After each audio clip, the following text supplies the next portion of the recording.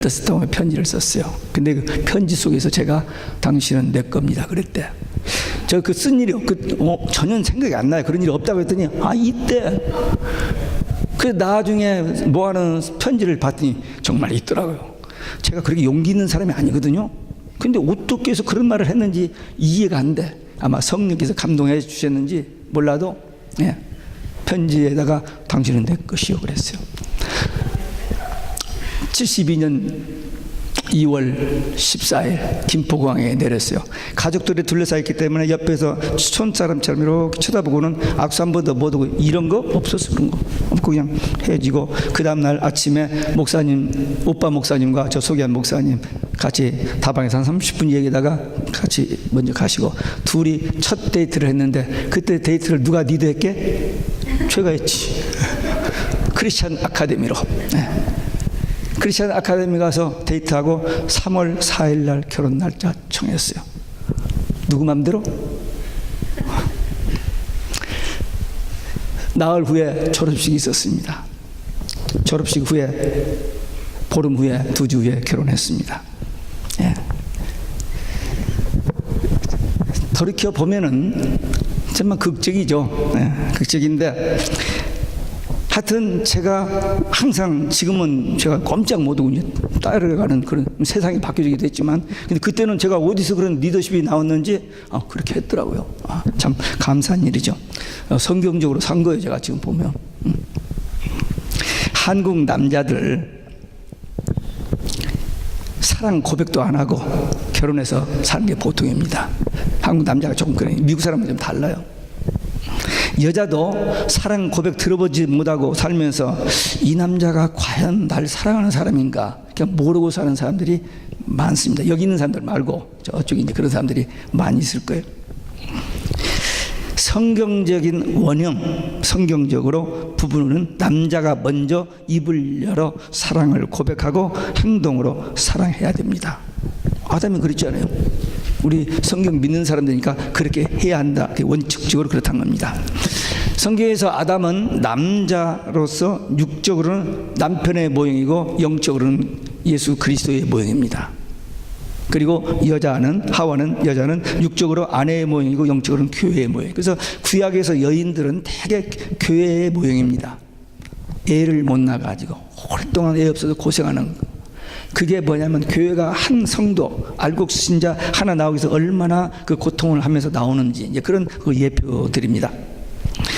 아담이 이는 내 뼈 중에 뼈요 살 중에 살이로라 하는 이 고백, 입술로만 한 게 아니에요. 갈비뼈를 빼주는 희생적인 사랑이었던 겁니다.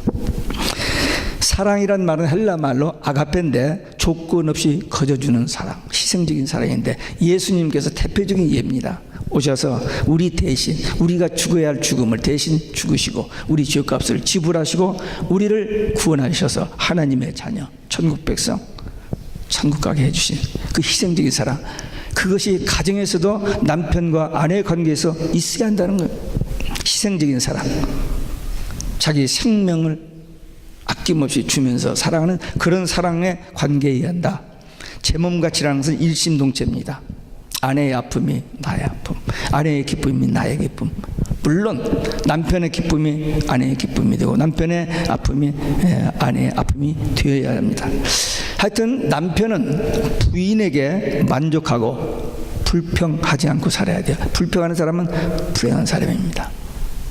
만족하고 감사하는 것이 행복입니다. 조건 이유 되면 다 맞는 게 없어요. 그러나 있는 그대로를 억셉트하는 거야. 받아들이는 거야. 왜? 내 생명이 있는 것도 하나님의 주권, 만나는 것도 하나님의 주권 속에서 하나님이 짝지어 주셨다는 사실을 분명히 믿고 인정해. 제가 그 결혼 상담하면서 그런 얘기를 많이 했습니다만, 결혼은 백화점에 가서 칼라 좋고 모양 좋고 값싸고 질 좋은 거 골라서 집는 것이 아니다. 결혼은 하나님이 짝지어 주신 바로 그 사람을 엔카운터, 어떤 장소, 어떤 상황 속에서 만납니다. 저는 그렇게, 우리 결혼이 그렇게 했고, 또 제가 결혼 상담할 때마다 그 얘기를 해요. 그래서 기도하고 성령 인도받고 믿음 안에서 되어야, 왜? 결혼 제도는 하나님이 오리지널 디자이너니까 하나님의 뜻대로 해야 행복하게 살 수 있다 하는 겁니다.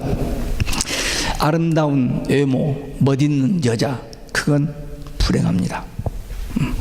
그런 거 찾는 사람은 불행해요. 현재 부인을 희생적으로 사랑하면 자신이 행복해집니다. 좀 부족하고 좀 약해도 사랑하면 행복해진다. 72억이니까 36억 중에 한 사람, 그 누구도 대체할 수 없는 그 사람, 하나님이 짝지어 주신 그 사람이기 때문에 그를 사랑하고 거기서 참된 하나님이 주시는 행복을 얻을 수 있습니다. 돈 많이 벌고 이쁜 여자, 유명한 남자 만나면 행복하게 잘 살 것 같죠? 아니에요. 행복은 우리가 만들어내는 게 아닙니다. 하나님이 주시는 거예요. 그렇기 때문에 하나님의 뜻대로 말씀대로 사는 그런 사람들에게 하나님이 주시는 선물이지, 내가 돈 가지고 내가 명예 가지고 내가 실력으로 능력으로 만들어내는 것이 그렇게 보여지죠. 돈 많이 가지고 내가 열심히 해서 성공하면 행복해. 아니에요. 그건 일시적일 수는 있지만 진짜는 아닙니다. 가짜입니다. 부인을 사랑하는 것은 곧 자기를 사랑하는 것입니다. 여기서 나갔잖아요. 내 몸이잖아요. 또 성경적으로 하나잖아요. 그렇기 때문에 매일매일 사랑을 고백하고 살면 기쁘고 행복해집니다. 근데 이게 지금 잘 안 돼요. 특별히 우리 한국 남자들, 저를 포함해서. 저 참 묵뚝뚝해요. 그래가지고 보기는 괜찮은데, 보기는 괜찮은데 이 말이 적고 별로 표현이 약해요. 근데 우리 집사람은 뛰어나게 또 잘하거든요. 그러니까 이제 물 들어가지고 이제 조금 좀 따라서 좀 하는 편입니다. 근데 이 사랑을 고백하기 전까지는 진짜 사랑이 아닙니다. 신앙도 마찬가지죠. 믿음으로, 마음으로 믿어 의에 이르고 입으로 시인하여 구원에 이른다 했어요. 주님 사랑합니다. 내가 주님을 믿습니다. 주님은 나의 구원. 이 고백이 없이는 아직 아니에요. 그러니까 남편 아내 사랑을 고백해야 돼요. 사랑을 고백하면은 진짜 사랑이 되어집니다.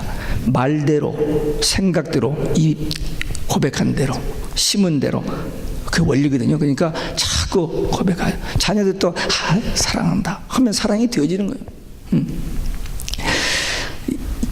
죽어가는 남편, 그 아내의 병상에서 남편이 이렇게 물끄러미 내려다보고, 여보 죽지 마, 나 당신 사랑해.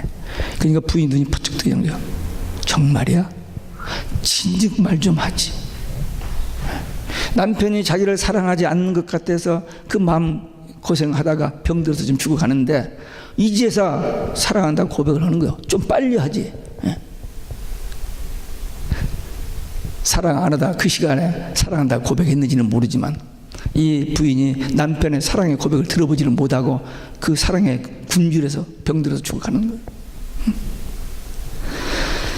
오늘날 우리 현실에서 이거 인색해서 못하고 성격 때문에 못해서 그냥 어색한, 그냥 마지못해서 끌려가는 그런 결혼생활을 하는 사람들이 많이 있을 것입니다. 우리 교인들은 절대 그러지 말고 사랑을 고백하고 마음으로, 입으로, 행동으로 조그만한 일도 배려요. 오늘 1부 끝나고 나서 나누는 시간에 한두 사람의 고백이 있었습니다. 생각지 않는 상황에서 너무 힘들고 어려운데 자기도 모르게 말 한마디를 이렇게 돌려서 했는데 그게 그냥 화목하게 되고 35년 묵은 것이 다 그냥 해결되어 버렸더래요. 말 한마디 그렇게 중요합니다. 여기 죽어가는 여 아내, 하루 전에만 아니면 한 일주일 전에만 여보 나 당신 사랑해 이 말을 들었더라면 안 죽고 살았을는지도 모르는데, 그래서 우리 사랑의 고백 인색하지 말고 하면 사랑 되어지고, 하면 하나님의 사랑받고 축복받습니다. 아담이 내 뼈 중에 뼈요 살 중에서 이 사랑의 고백 우리도 고백하며 행복한 가정 이루시는 우리 모두 되시길 주 예수 그리스도의 이름으로 축원합니다. 하와의 역할입니다. 하나님께서 아담을 창조하신 후에 혼자 있는 것이 좋지 못하다 하면서 하와를 창조하셨습니다. 하와를 창조한 목적, 아담을 돕는 배필이 되게 하셨습니다. 돕는 배필, 조력자 또는 반려자라는 뜻인데 인격적으로 무슨 저기 열등하다는 의미가 아니고 기능적으로 의미입니다. 부부의 행복을 위해서 서로 돕는 역할. 그래서 아내의 역할입니다. 여기 계시는 분들은 남편들을 잘 돕는 배필 역할을 해오신 분들인 줄로 그렇게 믿습니다. 근데 요즘 남녀 평등을 지나서 우월 사상을 부르짖는 현대 여성들, 과거 남성들이 모든 것을 남성 우월주의를 했기 때문에 다 틀린 거, 잘못된 거, 그래서 거기에 대한 반발이 너무 심합니다. 근데 그것이 남자의 의도가 아니고 하나님의 의도라고 성경은 말하고 있습니다. 하나님의 의도. 물론 남자들이 잘못돼서 그런 것들도 있습니다만은 본래 하나님께서 남자를 먼저 창조하시고 말씀도 남자에게 주셨어요. 선악과를 먹지 말라. 먹으면 정령 죽으리라. 그 말씀도 아담에게 먼저 주셨습니다. 아담이 그걸 하와에게 전달했는데 잘못 전한 거예요. 하와가 잘못 들은 겁니다. 그래서 마귀의 유혹에 넘어져서 그 선악과를 따먹었던 거예요. 남자의 부족함도 있습니다. 그러나 분명히 순서는 남자, 여자. 그래서 여자는 남자를 돕는 그런 그 마인드를 가지고 살면은 편해요. 좀 못났다, 좀 부족하다, 만족하지 않다. 그래도 세상에 딱 하나밖에 없는 남편. 저 남편 없으면 나는 과부. 그걸 생각하면서 남편 있는 것을 감사하면서 이렇게 돕는, 섬기는. 그러면 하나님께서 그 마음에 위로를 주시고 하나님이 그 마음에 평강을 주시기 때문에 행복해질 수 있습니다. 비록 환경과 삶은 다른 사람과 비교해서 나은 것이 없다 할지라도 요즘 여권 신장, 우먼 파워 대단합니다. 남편들이 아내에게 매맞는 순환을 당하는 시대. 과거에 많이 때렸으니까 좀 맞아도 싸죠. 싸긴 싼데 그러나 성경의 원래 의미는 그게 아니라는 사실을 기억해. 남편을 길들이 한다는 거예요. 아닌데. 그러니까 한국은 지금 40대 후반 50대 되면은 명퇴를 하지 않아요. 집에 붙어 있을 수가 없어요. 그러니까 홈리스들이 이렇게 많아지는 겁니다. 세상이 그래. 옛날에는 추락스러운 노태에 가서 일해가지고 먹이 살렸지만 요즘 세상이 그렇게 안 되니까 아니 여자가 좀 실력이 있어서 좀 돈 좀 벌기로서니 좀 역할을 좀 저기 해서 받아줘야 하는데 힘들게 하니까 그냥 못 살고 밖에 나가서 사는 사람들이 많다고 그래요. 에베소서 5장 2절에 보면은 아내들이여 자기 남편에게 복종하기를 죽게 하듯 하라. 복종이라는 말을 써서 순종하라는 말입니다. 근데 요즘 여자들 이 말 무척 듣기 싫어합니다. 사랑하면 나도 복종해 주지. 복종해 준대, 사랑하면은. 근데 순서가 복종이 먼저입니다. 남편에 상관없이 여자의 롤이 조력자, 협력자이기 때문에 복종하라. 그리고 또 남편은 아내를 사랑하라. 어느 것이 더 쉬울까요? 복종이 쉬워요? 사랑이 쉬워요? 많은 사람들이 복종이 어렵다고 생각하는데 아니야, 사랑이 훨씬 어렵습니다. 이 사랑은 자기 몸을 희생하면서까지 하는 사랑이기 때문에 더 어려워요. 남자가 더 큰 짐을 지고 있는 거예요. 근데 여자들은 그 말 한마디에서 복종하기 싫다는 걸 사랑을 하지 않기 때문에 아니에요.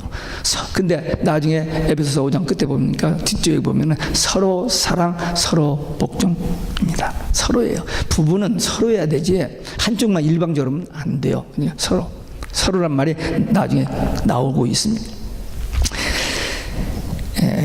서로 사랑하라. 이 남자들이 다는 그렇지 않습니다만 여자들보다 조금 힘이 좀 세죠. 근데 갈비뼈가 하나 없는 병신이기 때문에 나중에 빨리 평균 수명이 작아요. 고생하다가 힘을 잃고 먼저 가긴 하는데 그러나 키도 크고 그래서 높은 거 내려주는 거, 병 따기 따주는 거 남자들 쓰면 참 많습니다. 힘으로 오는 건 남자가 다 우리 점촌 집에서 그래요. 제가 그때 제가 폼 잡아요. 옛날에 어떤 그 아파트 한번 갔더니 어떤 할머님이 샤핑카에다가 병 하나를 들고 가가지고 병 뚜껑 따가서 가지고 올라온 걸 봤는데 여자분들 그런 때가 오니까 지금 남자들은 잘해두세요. 서로 돕고 만약에 힘이 똑같이 평등했다면 끝까지 서로 싸울 거예요. 서로 네가 이기나 보자, 내가 이기나 보자 하면서 싸우면은 늘 상처투성이라 밴데이드 붙이고 살게 될 텐데, 그렇지 않도록 하나님께서 조절해 주신 것을 감사하고, 남녀 평등 시대입니다 분명히. 그러나 이 여성 상위 시대 좋아요 그것도. 그러나 성경의 원리를 우리는 따르자는 겁니다. 그러면 하나님께서 행복하게 해주신다. 사랑의 대상, 돕는 대상, 그렇게 하면은 하나님께서 책임져 주신다. 저는 그렇게 믿어요. 특별히 우리 성도들은 이 남편의 역할, 아내의 역할을 바로 하면은 상대편도 마음이 감동이 돼서 그렇게 오는 거예요. 오늘 아침에 얘기한 그분은 둘이 서로 세요. 센데 항상 세게 부딪히다가 자기도 모르게 말을 한번 부드럽게 했더니 완전히 35년 저기 한꺼번에 다 치유되지는 그런 역사가 있었다는 그 간증을 들었습니다. 여러분들도 그런 간증이 나오시길 바랍니다. 복받고 행복해지는 비결, 사랑의 고백, 그리고 부족한 점, 연약한 점. 부족한 점이 있어요 남자들. 아니 여기 약하잖아요. 그러니까 돕는, 그래서 하나님이 약속하신 축복을 누리는 복된 믿음의 가정들이 되시기를 주 예수 그리스도의 이름으로 축원합니다. 끝으로 아담과 하와의 만남. 하나님께서 중매해 주시고 줄여 주시고 짝지어 주셨습니다. 그 두 사람이 한 몸을 이루게 해 주셨는데 벌거벗었으나 부끄러워하지 아니했다. 부부의 신비성입니다.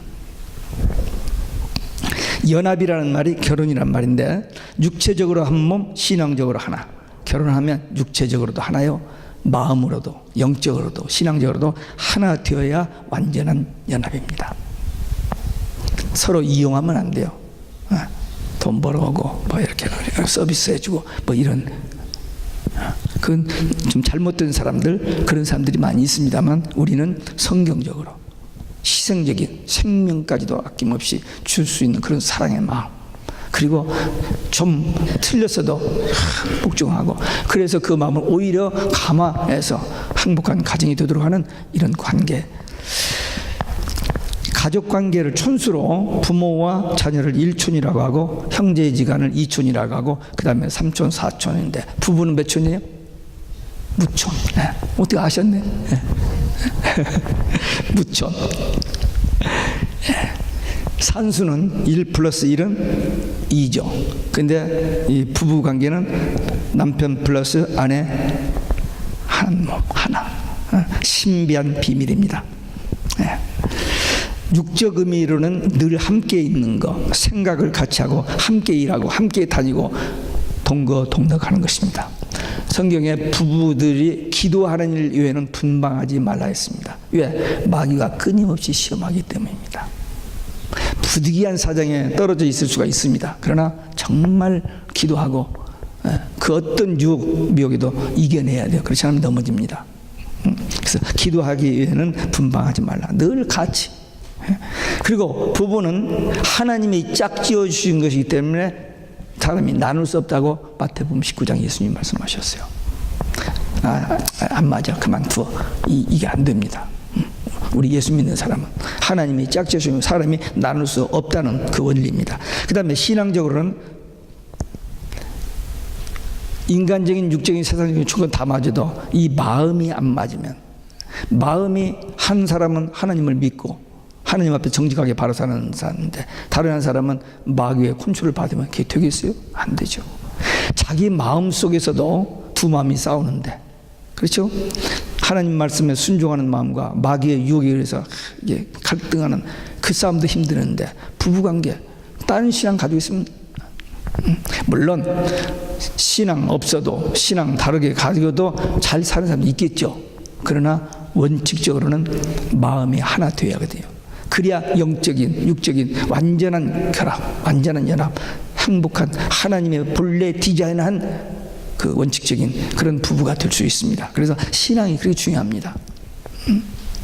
그래서 결혼을 할 때 신앙 있는 사람은 신앙을 정말 중시해야 돼요.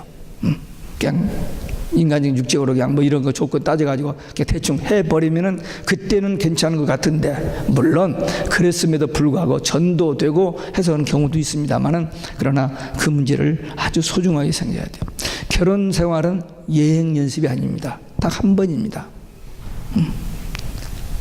결정 잘해야 하고 지금 하루하루를 최선을 다해서 살아야만 합니다. 행복하게 사는 비결, 성경대로 사는 비결입니다. 그러면 한 사람이 건강을 먼저 갖거나 또는 어떤 사정에 의해서 별거 됐거나 이런 상황이 있었으면 어떻게 하느냐. 좋은 기도해서 좋은 사람 만나서 다시 살 수도 있습니다. 다시 만나서 잘 사는 사람들도 많이 있어요. 성경에도 그랬어요. 그냥 혼자 사는 것이 좋다. 그러나 유혹이라든지 이런 것 때문에 저기면 결혼해서 좋다. 그래서 항상 주 안에서입니다. 말씀 안에서, 성령 안에서 기도하고 성령 인도 받아서 인간의 계산, 인간의 욕심으로 하면 안 되고. 왜? 이 부부는 하나님이 창조하신 최초의 기관이 교회보다도 먼저잖아요. 먼저 가정을 이루셨으니까 인간의 이 땅에서 살아가는데 가장 기본 필수 근거입니다. 그러니까 가정이 행복해야만 일생이 행복해집니다. 그런데 어떻게? 하나님의 법대로 그래야만 가정이 행복해지고 바로 된다는 것입니다. 남편은 아내를 위해 죽기까지 사랑, 이런 내 뼈 중에 뼈, 살 중에 살, 이런 생각. 함부로 해도 되는, 기분 좋으면 잘하고 기분 나쁘면 그런 관계가 아니라는 사실을 명심해야 하고, 아내는 남편을 돕는 배필, 없어서는 안 되는, 하여튼 부족하면 부족한 대로, 좀 양이 안 차면 안다는 대로 하나님이 짝지어 주신 것이다. 그런 얘기가 있잖아요. 어떤 부모가 불과를 낳았어요. 너무 힘들어요, 키우기가. 그래서 하나님 앞에 하소연한 게, 어째서 이런 사람을, 이런 애를 낳기가 이렇게 고생시키냐 했더니 하나님께서 그 아이가 이 세상에 태어나는데 아무도 맡길 집이 어서 그래도 네가 좀 저기 너에게 맡기는 거라고. 남편도 아내도 그럴 수도 있습니다. 이 땅에 태어나서 살고 여기까지 형성됐는데, 결혼해서 살아야 하는데, 그래서 두 부부가 살면 전혀 다른데 신기하게 같이 조화를 이루면서 사는 가정들이 많이 있잖아요. 하나님의 솜씨입니다. 하나님의 은혜입니다. 그래서 남편과 아내, 세상에 많은 가정들이 있죠. 얼마나 많이 깨집니까? 참 불행한 가정들이 많이 있습니다. 그러나 성경적으로는 하나님의 뜻대로, 말씀대로 하면은 행복해진다. 그러니까 지금 좀 서먹서먹하고 불편하고 좀 짜증나고 화나는 일이 있다 할지라도 포기해. 지금부터 다시 있는 그대로를 받아들이고, 남편이 있는 것을 감사하고, 살아있는 것을 감사하고, 도울 수 있는 것을 감사하고, 남편도 아내, 하나님이 주신 딱 하나밖에 없는 아내, 다른 사람 대체할 수 없는 그 아내인 것을 알고 정말 진심으로 정직한 마음으로 사랑을 하는, 그래서 관계가 회복되어지고 사랑이 회복되어지고 하나님의 은총이 회복되어지는 이런 관계, 불가능한 일인데 가능합니다. 네, 성경적으로 하나님 뜻대로, 하나님 말씀대로만 하면은 하나님께서 그 마음을, 환경을, 상황을 인도하셔서 행복한 가정 되게 해 주시기 때문입니다. 하나님의 오리지널 아이디어, 디자이어, 위에서 된 가정, 행복한 비결은 오직 하나님 말씀 안에서, 성령 안에서 말씀대로 사랑, 돕는 이 관계 속에서 행복한 가정들이 되고 하나님께 영광 돌리고 많은 사람들에게 은혜스러운, 정말 아름다운, 특별히 자녀들에게 그것이 전수되어져서 오고 오는 세대 가족들이 행복해지는 믿음의 가정들 되시기를 주 예수 그리스도의 이름으로 축원합니다. 기도하겠습니다. 주신 말씀, 받은 말씀 가지고 함께 주님 앞에 결단의 기도 드리시겠습니다. 거룩하시고 자비로우신 우리 아버지,